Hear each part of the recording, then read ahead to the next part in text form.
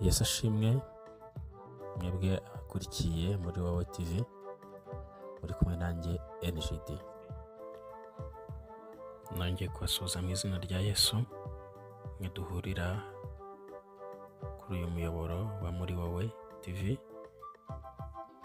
Uko twabisezeranye rero, reka dutangire dusenga Imana, hanyuma dusome ijambo ry'Imana muri Bibiliya yera duhereye.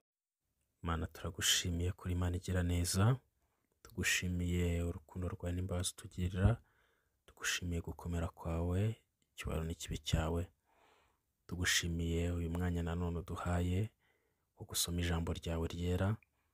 Umwuka wawe wera yururuka bane natwe, kandi buri wese abe mu ruhande rwe, utuyobore. Mwami Imana, ukomeze kudushyigikira muri byose, mu izina rya Yesu Kristo umwami wacu. Yesu tubisabye, amen. Itangiriro igice cya 33. Yakobo yuzura na Esawu agura ubutaka i Shekemu. Yakobo yubura amaso, arebye abona Esawu azanye n'abantu 400. Agabanya abana, Ahareya be na Rashela be n'inshoreke zombi abazo. Ashyira imbere inshoreke n'abana bazo, akurikizaho Leya n'abana be, basezererwa na Rasheli na Yosefu. Maze ubwe abarangaza imbere, yikubita hasi 7, arinda agera aho yegereye mwene se. Esawu arirukanka ajya kumusanganira, aramuhobera, begamiranya amajosi, aramusoma, bombi bararira. Esawu yubura amaso, abona ba bagore n'abana, aramubaza ati, abo muri kumwe bariya ni abahe? Aramusubiza ati, abo n'abana Imana yahereye umugaragu wawe ubuntu bwayo. Maze za nshoreke zigira hafi, zo n'abana bazo bikubita hasi, na Leya n'abana be bigira hafi bikubita hasi. Hakurikiraho Yosefu na Rasheli bigira hafi bikubita hasi. Aramubaza ati, umukumbi twahuye wose ni uw'iki? Aramusubiza ati, ni ukugira ngo nkugirireho umugisha databuja. Esawu aramusubiza ati, ibyo mfite birahagije, mwana wa data, ibyo ufite ubyiharire. Yakobo aramubwira ati, oya, ndakwinginze, niba nkugiriyeho umugisha, emera impano nguhaye, kuko mbonye mu maso hawe nk'uko umuntu abona mu maso h'Imana, ukanezererwa. Ndakwinginze, emera impano yanjye bakuzaniye, kuko Imana yampereye ubuntu kandi ifite ibinkwiriye byose. Aramugomera, arayemera.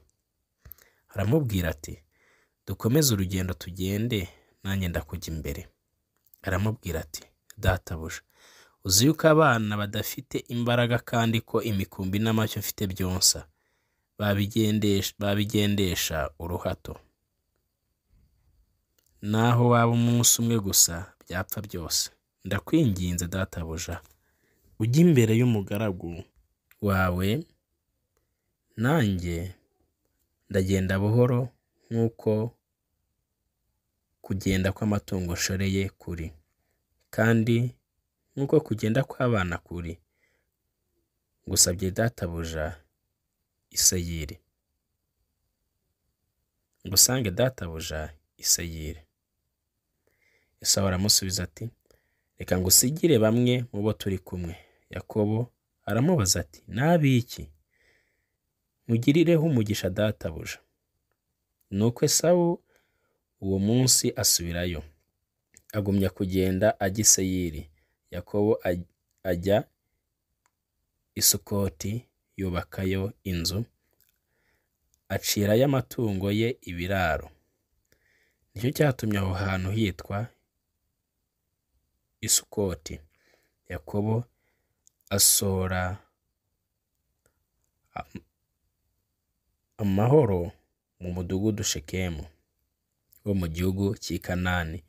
Ubwo yavaga i Padanaramu, abamba amahema imbere y'umudugudu.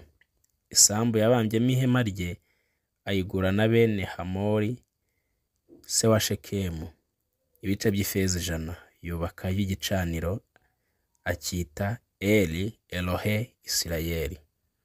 Iryo ni ijambo ry'Imana.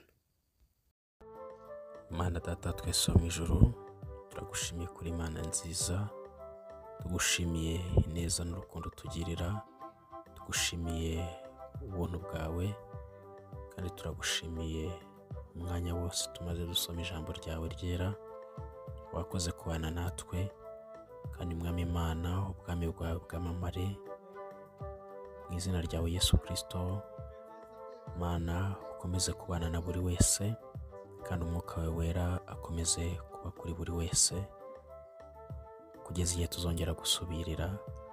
Mwami, ukomeze turindishe amaboko yawe akomeye, tubisabye Imana Data wa twese, mu izina rya Yesu Kristo umwami kandi umukiza wacu. Amen.